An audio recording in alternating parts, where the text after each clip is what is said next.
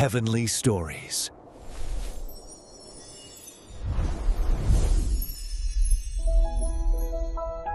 The sun had just begun its slow descent, casting a golden glow over the Sea of Galilee. The water shimmered like molten glass, reflecting the fiery hues of the evening sky.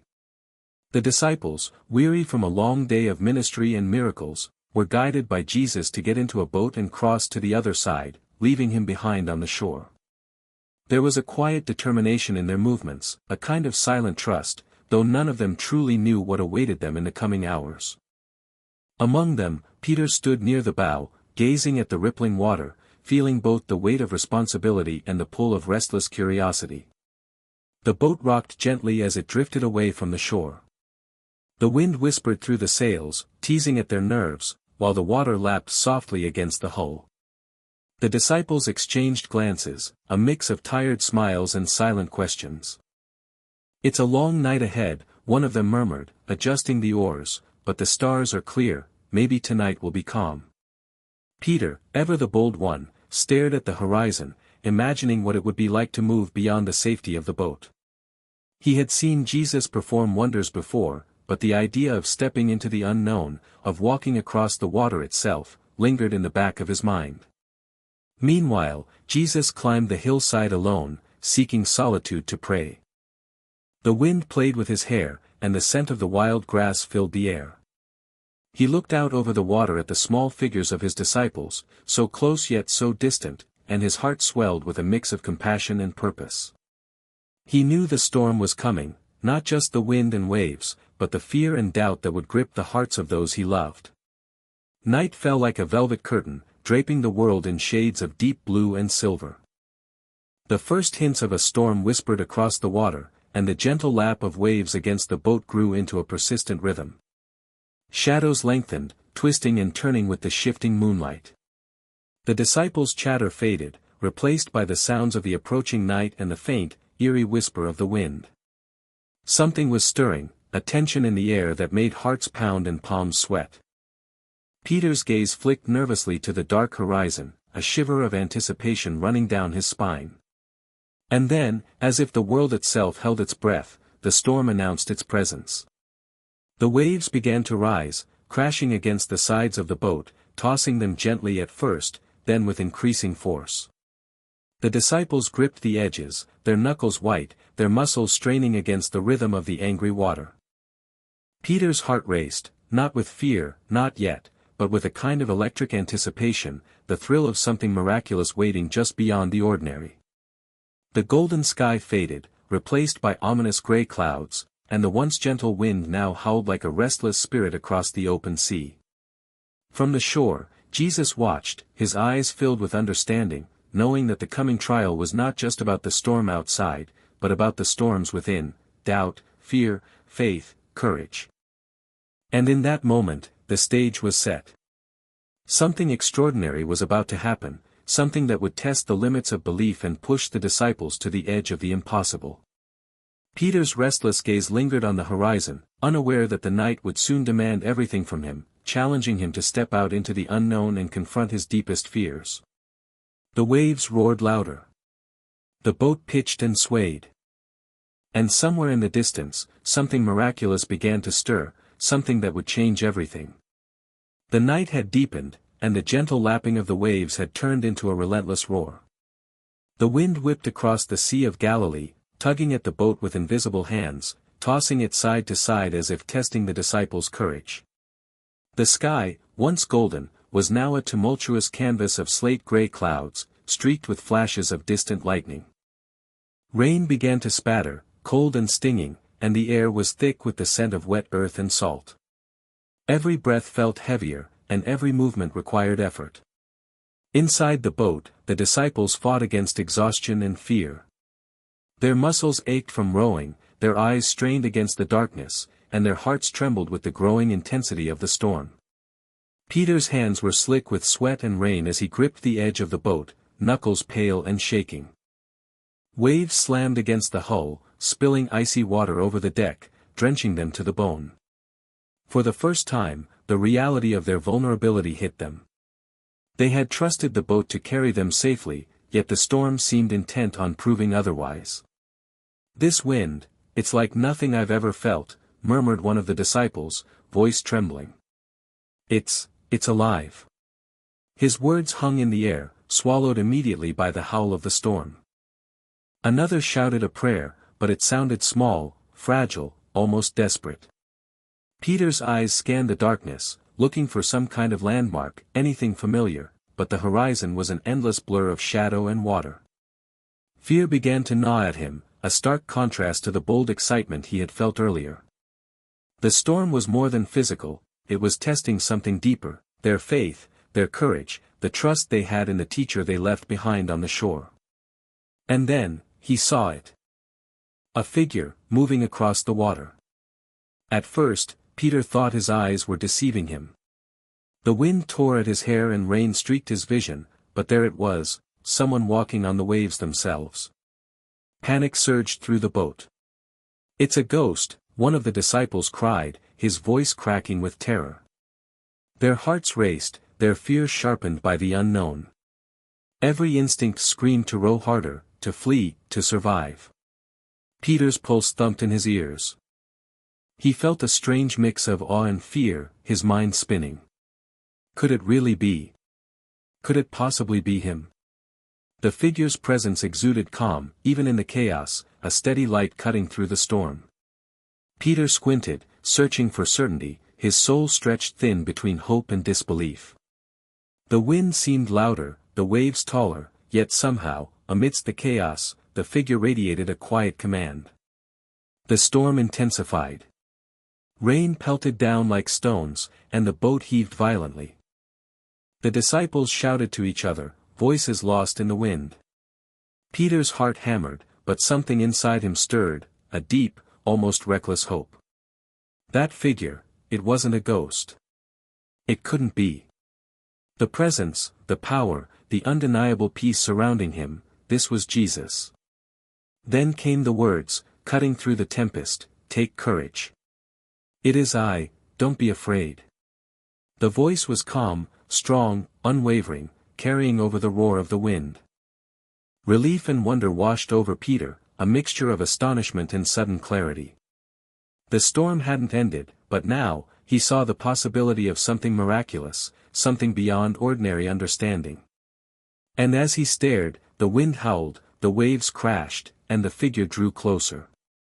Peter's heart thumped with a daring, impossible thought: could he step out onto the water? Could he walk toward him, defying everything the storm screamed at him? The fear was still there, a shadow behind his eyes, but now it was joined by a flicker of faith, bright and unyielding. In that moment, the ordinary world of wood and water collided with the extraordinary, and Peter was on the brink of a choice that would test the very limits of belief.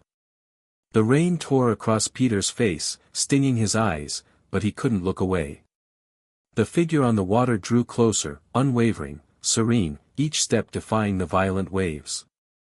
The disciples clung to the sides of the boat, hearts pounding, terror mingling with awe. Peter's chest heaved, part fear, part something else, a restless, daring hope. His mind raced. Could it really be him? Could I actually do it? Then came the voice again, calm and certain, cutting through the storm like a beacon: "Take courage. It is I, don't be afraid." Every syllable sank deep into Peter's soul, filling him with a strange, electrifying energy.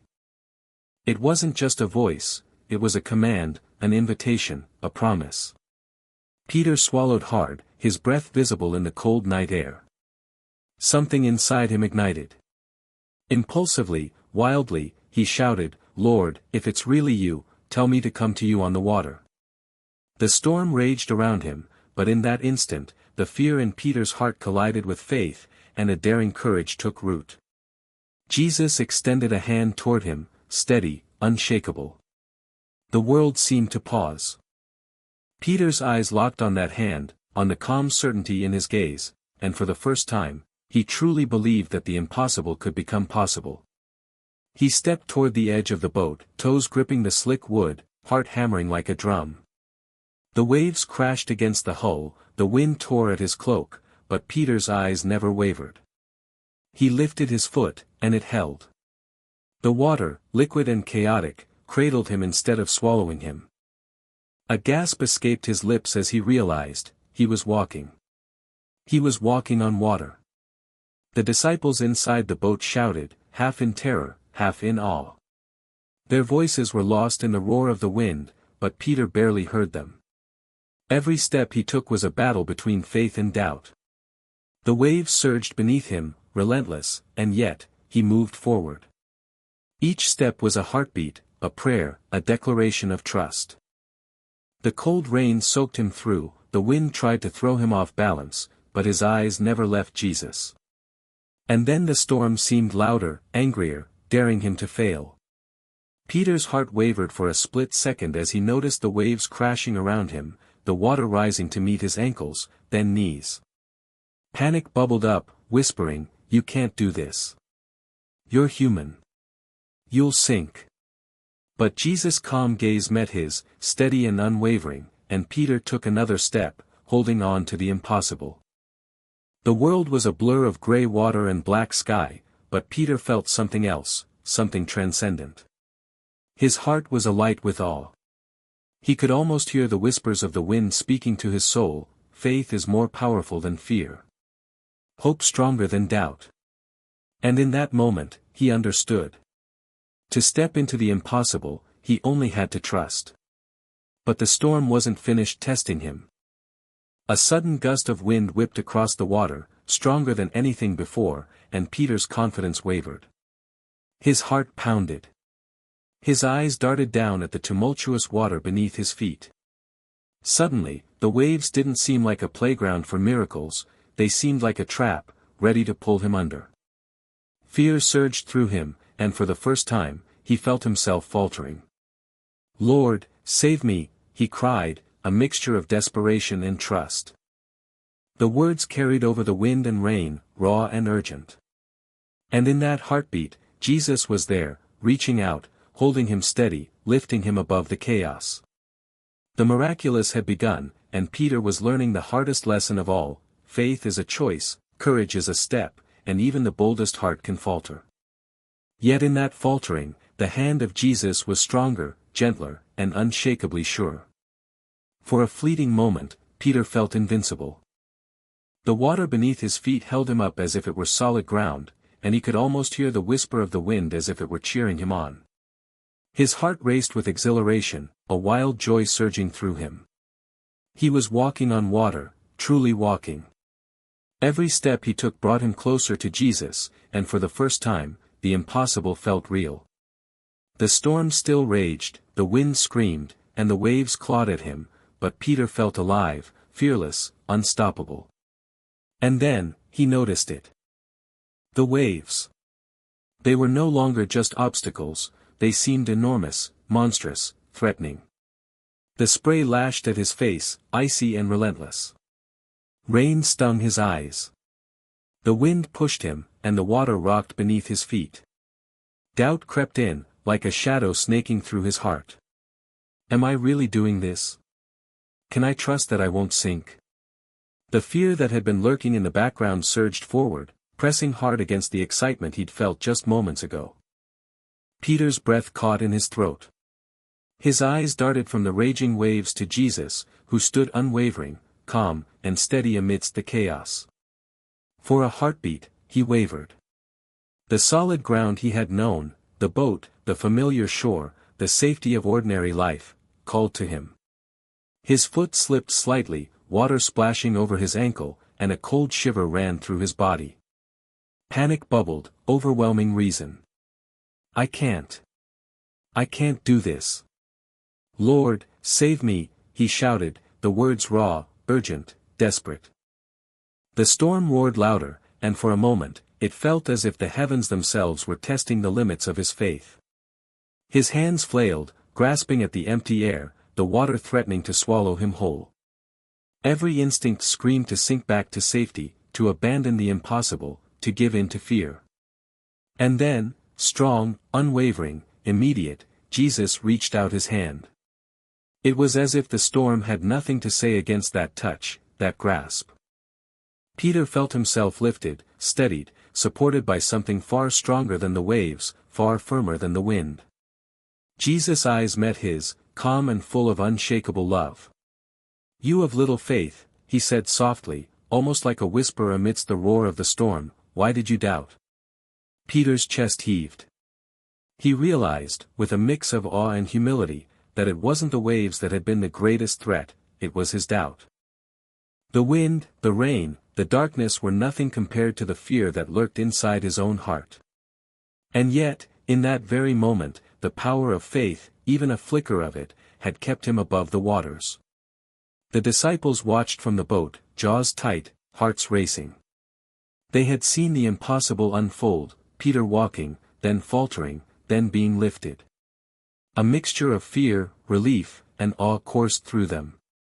In the chaos of the storm, they glimpsed a power they had never truly understood, a presence that could calm the fiercest waves and steady the most wobbly heart. Peter's hands clutched Jesus' arm, his knees trembling, water dripping from his soaked clothes.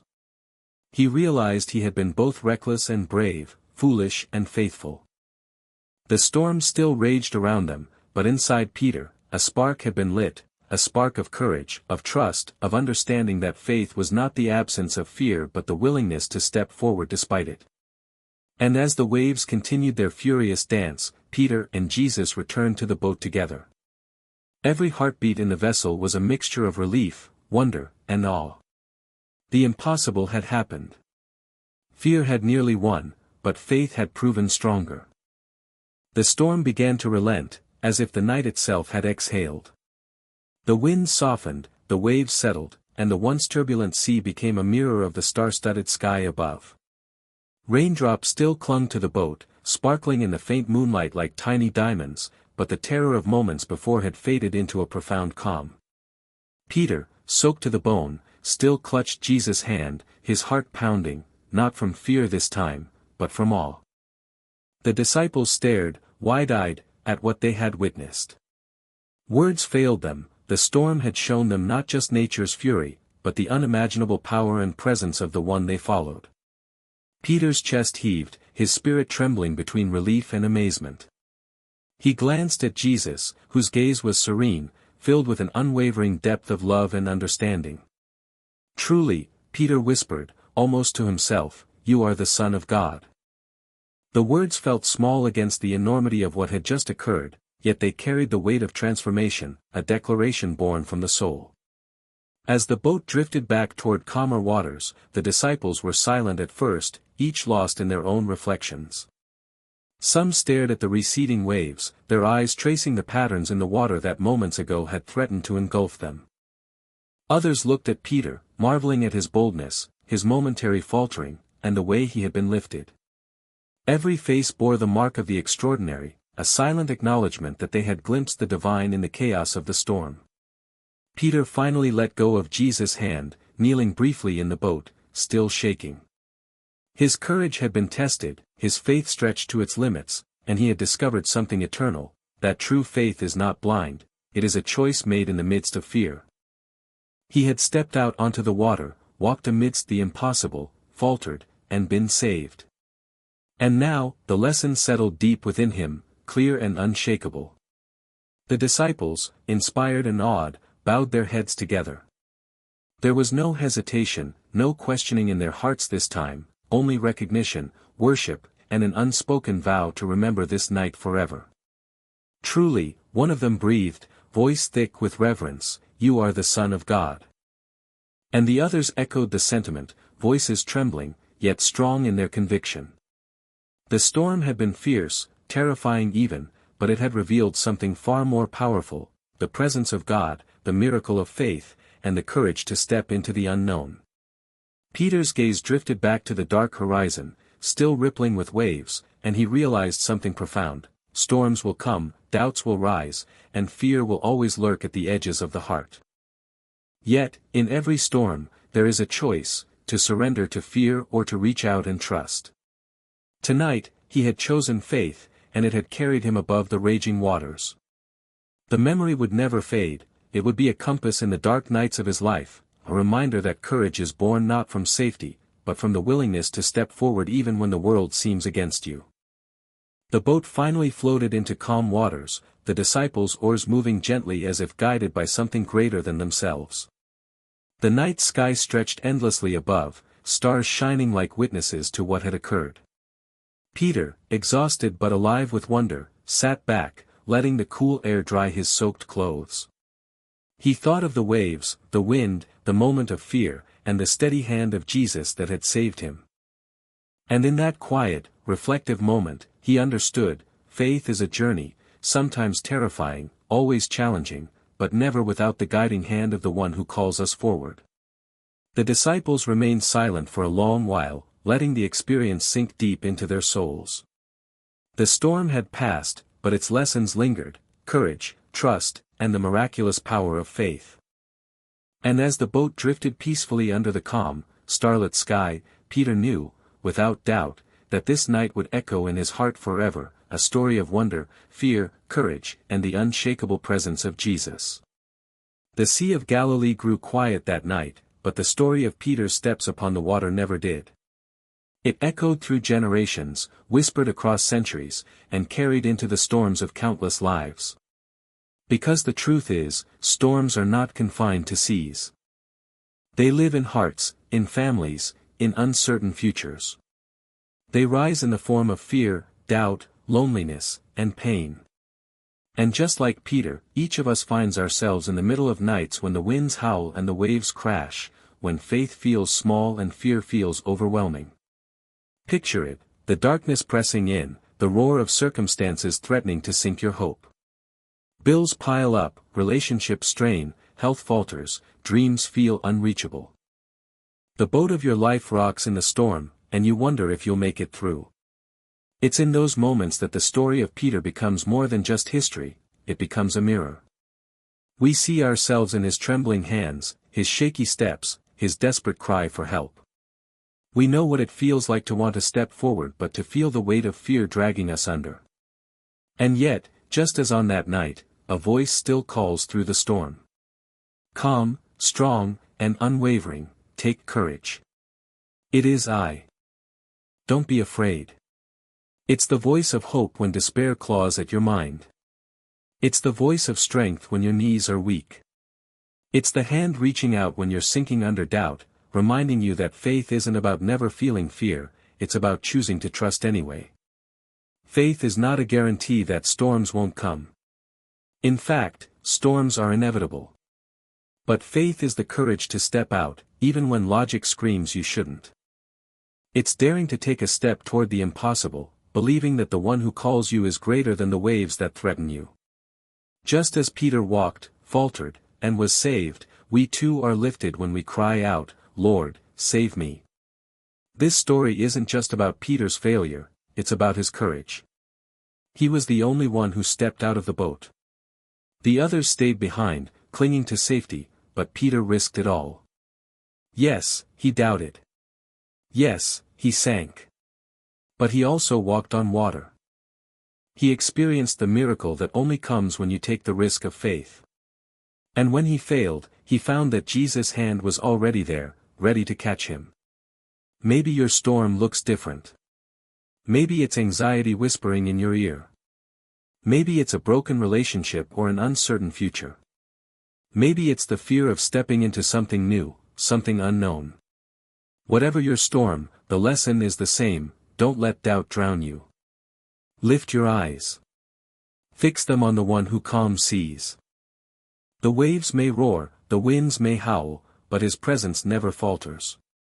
The disciples ended that night not just survivors of a storm, but transformed witnesses of the divine. They bowed and confessed, truly you are the Son of God. And you, too, can find that moment, where fear gives way to worship, and doubt gives way to trust. Because every storm, no matter how fierce, can reveal the power of faith and the presence of the one who walks upon the waters. So, the next time the waves rise in your life, remember Peter. Remember the trembling courage it took to step out, the sinking fear that followed, and the saving hand that never let go. The storm may rage, but faith whispers louder, take courage. Don't be afraid. Step out. Trust. For in every storm, there is a Savior. And his hand is already reaching for you.